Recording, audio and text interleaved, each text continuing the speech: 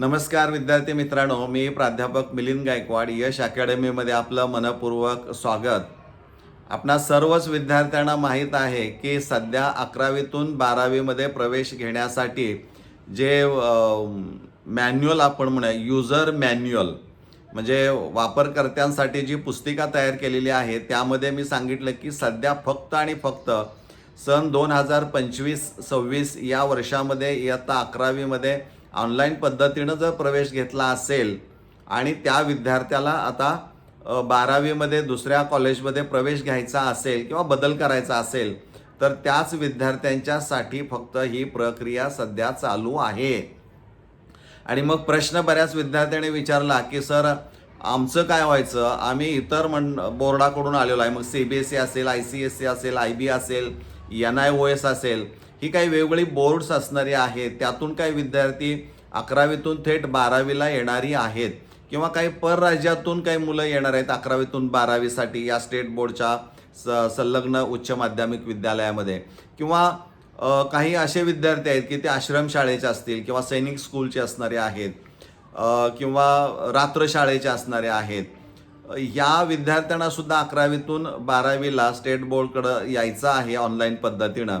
तर अशा सर्व विद्यार्थ्यांनी जे कॉलेज तुम्हाला पाहिजे किंवा ज्या कॉलेजमध्ये तुम्ही 11वी शिकत आहात त्या कॉलेजमध्ये शक्यतो जे कॉलेज तुम्हाला पाहिजे त्या कॉलेजमध्ये तुम्ही जा. त्यांना सांगा की मला तुमच्याकडं प्रवेश घ्यायचा आहे आणि तो या पद्धतीचा असणार आहे, कारण मी ऑनलाईन 11वीला प्रवेश इथं घेतलेला नाही, परंतु मला ऑनलाईन 12वीसाठी प्रवेश राज्य मंडळाकडं पाहिजे. तर तशा पद्धतीचं तिथं जाताना तुमच्याकडचे सगळे डॉक्युमेंट सोबत झेरॉक्स सहित घेऊन जा. म्हणजे त्यांना तो प्रस्ताव तयार करायचा आहे. शाळा किंवा ते उच्च माध्यमिक विद्यालय प्रस्ताव तयार करेल आणि तो प्रस्ताव डेप्युटी डायरेक्टर, संबंधित विभागाचे जे काही डेप्युटी डायरेक्टर असणार आहेत त्यांच्याकडं तो ऑनलाईन पद्धतीनं जाईल किंवा ऑफलाईन पद्धतीनं जाईल. आणि त्यानंतर ते डेप्युटी डायरेक्टर, शिक्षण संचालक जे पुणेमध्ये ऑफिस आहे त्यांच्याकडं जाईल. तिथून ते अप्रूव्हल झाल्यानंतर ते बघतील इथं काय अडचणी आहेत आणि त्यांच्यासाठी पुन्हा एक प्रवेशाची दुसरी फेज आपण त्याला म्हणूया की अशा विद्यार्थ्यांच्यासाठी पुन्हा वेगळ्या पद्धतीनं काही टॅब तिथं देता येतोय का त्यावर चर्चा होईल. आणि त्यानंतर मग या विद्यार्थ्यांच्यासाठी टॅब ओपन केल्यानंतर, कारण ह्यांना रजिस्ट्रेशन करावं लागणार आहे, यांच्यासाठी वेगळी प्रक्रिया असणारी आहे, तो विचाराधीन भाग आहे.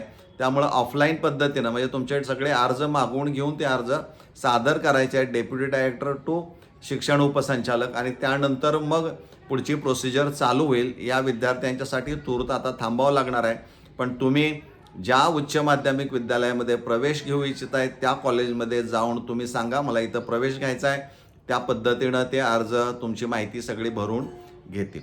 तर मला वाटतं याही विद्यार्थ्यांच्यासाठी बोर्ड म्हणजे शिक्षण विभाग विचार करत आहेत, पण थोडंसं थांबावं लागणार आहे.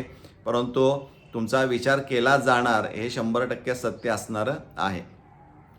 किंवा यामध्ये गॅप विद्यार्थी असणारे आहेत, म्हणजे जसं परराज्यातून आहेत तसे गॅप स्टुडंट ज्याला आपण म्हणतो, गॅप घेतलेला आहे, त्याही विद्यार्थ्यांनी त्या कॉलेजमध्ये जिथं प्रवेश पाहिजे तिथं जाऊन तुम्ही तुमची माहिती सगळी त्यांना सांगू शकता आणि डॉक्युमेंट्स त्यांना देऊ शकता. तर मला वाटतं हे निश्चित तुम्हाला चांगल्या पद्धतीनं कळालं असेल. आपण इथं थांबूया. धन्यवाद.